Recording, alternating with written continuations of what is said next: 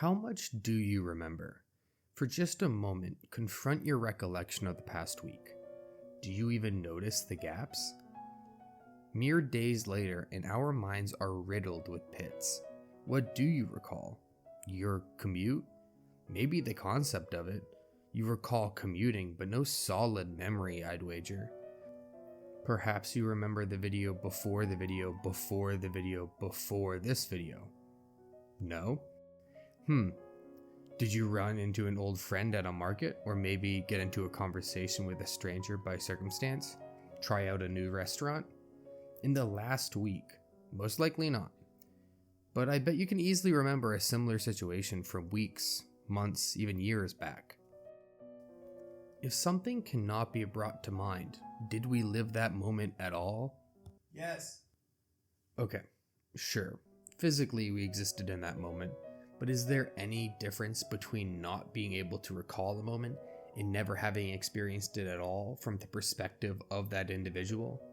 In terms of our conscious perception, how can we conclude anything but no? There is no difference. The loss of a memory is tantamount to a little death.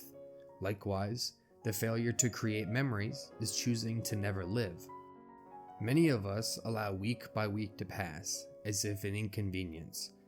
An inconvenience to what? What is being lost if there is nothing ahead? The lack of a choice is a choice in its own right. The pits we find in our mind are the parts of us we allowed to die before they could live. Boredom is so terrifying a monster, we willingly kill large portions of our lives. We mourn for those that lose time to the unconscious state of a coma, only to hand years to glass and silicon, segmented and removed from the very world around us. Our minds punish us for our failure to live and throw this hollow time into a personal abyss. Not even our subconscious minds respect our cowardly response to boredom. Our dreams are devoid of our little escapes and are all the better for it. We ignore our mind's warnings and allow our fear of boredom to dilute our lives. A momentary conversational speed bump, while awkward, is not fatal. Nonetheless, we retreat to our little digital corners as if the other person is nothing but a shadow on a wall. When did this deal get cut? I allow you to run away from the briefest moment of silent thought, and in exchange, you overlook when I likewise follow. In your pocket you carry a little get out of society free card. When for even a moment you feel uncomfortable under the perception of another person, out it comes. Stuck there in the well of your palm. Just like a child afraid of the dark, we pull our blankets over our heads and act as if the world has simply disappeared.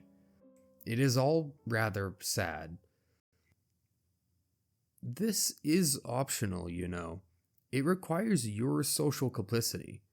Bear the pangs of embarrassment. Endure the awkward silences and the, at times, overwhelming pressure that comes from being perceived. Your lack of endorsement will yank the blanket off the bed. Perhaps you prefer the comfort of that social back door in your pocket, at the ready.